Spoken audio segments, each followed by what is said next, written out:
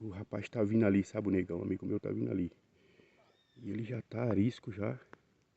Eu vou dar um susto nele, eu chamei ele aqui pra nós catar um peão. E ele tá arisco. Eu chamei ele pra catar um peão aqui e me escondi pra dar um susto nele. Mas ele já fez um comentário ali que eu posso assustar ele. Já escutei ele falando assim, cadê o Carlinho? O Carlinho?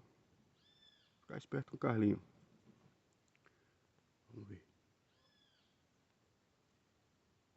Tá vindo ele e o filho, coitadinho. Vai se assustar também.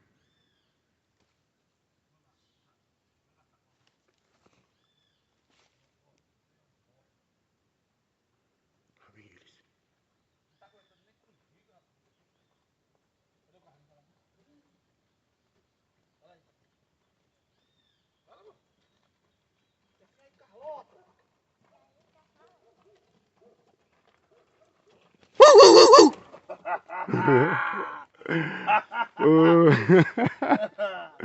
Não assustou não?